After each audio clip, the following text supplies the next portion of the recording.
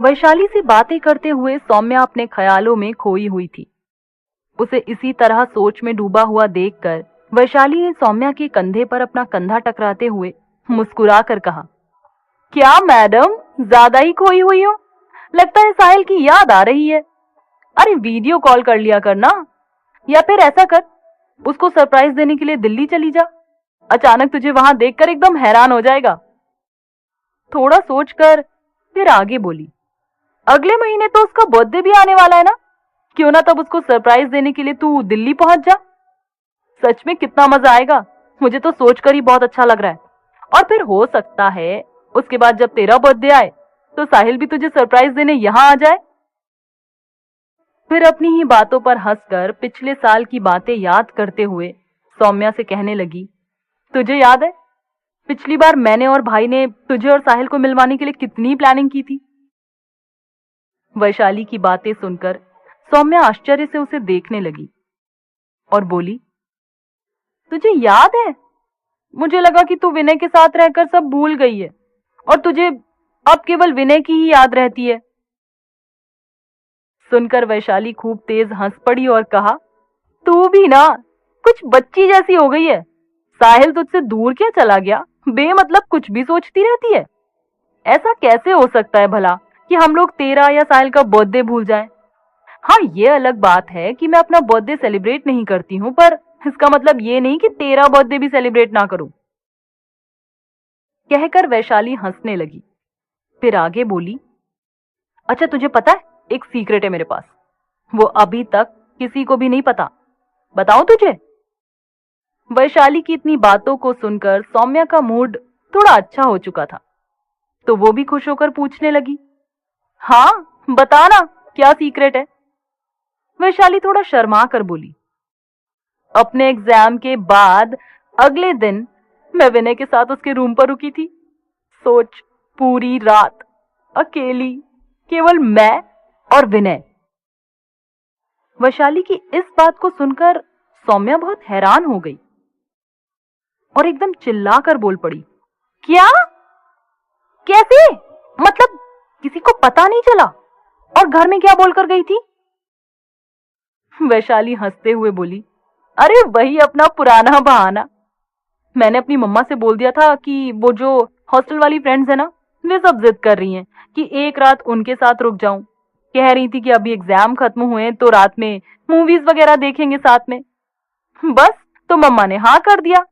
वैसे भी तुझे पता है, मेरी मम्मा कभी इन सब चीजों के लिए ज्यादा रोकती टोकती तो है नहीं, तो उनको तो अब तक यही पता है कि मैं अपनी हॉस्टल वाली फ्रेंड्स के साथ थी, लेकिन मैं गई विनय के रूम पर थी। वैशाली की बात पर सौम्या अब भी हैरान ही थी। वो आगे पूछने लगी, पर आंटी ने मुझसे तो कुछ नहीं पूछा। उनको ये नहीं लगा कि तू जा रही है तो मैं भी तेरे साथ रहूंगी? इस पर वैशाली ने जवाब दिया, अरे नहीं, उनको मैंने बोल दिया था कि तू मेरे साथ नहीं आएगी क्योंकि तेरी भाभी की तबीयत खराब है, तो तुझे उनकी केयर करनी होती है रात में भी। अच्छा तू एक बात बता, अब तेरी भाभी की प्रेगनेंसी का टाइम हो गया है, तो क्या मैं अपनी मम्मा को बता दूं कि तेरी भाभी प्रेग्नेंट है? सौम्या ने जवाब दिया, हाँ बता देना, पर तू पहले मुझे सारी बातें डिटेल में बता। एक तो मुझे ये समझ में नहीं आ रहा कि तू इतना बड़ा झूठ बोलकर भी कितने आराम से जाकर विनय के साथ रहकर आ गई और किसी को कुछ पता भी नहीं चला।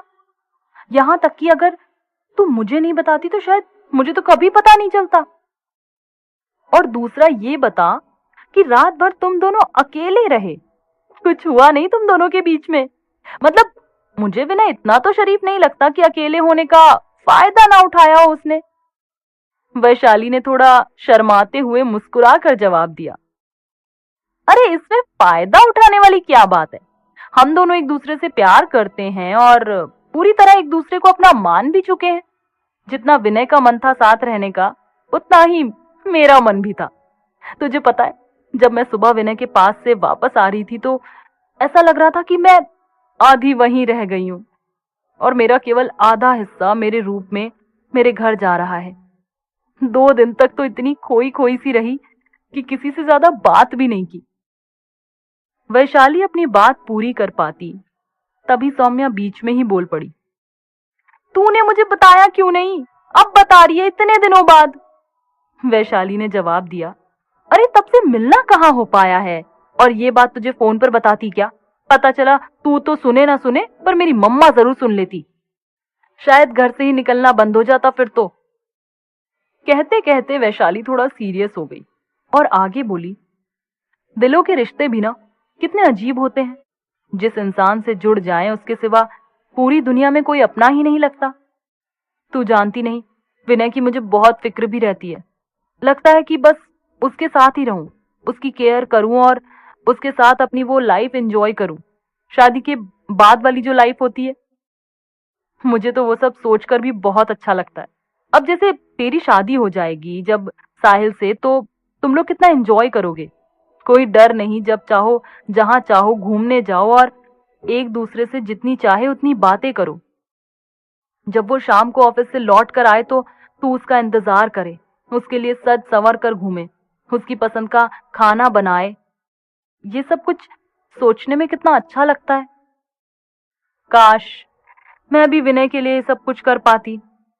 उस एक रात में मैंने ये सारे सपने देख लिए।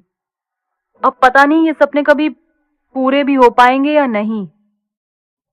वैशाली की बातों को सुनकर सौम्या अपने मन में सोचने लगी, जहां वैशाली मेरी आने वाली लाइफ को लेकर खुश है और वैसे ही लाइफ खुद के लिए इमेजिन कर रही है, वहीं मुझे ये लगने लगा कि शायद शादी से पहले ही सच्चा प्यार होता है। शादी के बाद तो जिम्मेदारियां इतनी बढ़ जाती हैं कि एक दूसरे के लिए समय ही नहीं बच पाता होगा। फिर प्यार कहां तक जताया जा सकता है।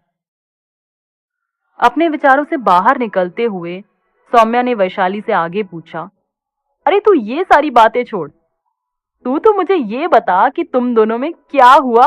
मतलब पूरी रात तुम दोनों ने ऐसे तो नहीं काट दी होगी। वैशाली की मुस्कुराहट देखकर सौम्या समझ तो रही थी, वैशाली अपनी सारी मर्यादा तोड़ चुकी है, लेकिन फिर भी वह वैशाली के मुंह से ही सुनना चाहती थी और वैशाली केवल शर्मा कर मुस्कुराए जा रही थी। आगे का एपिसोड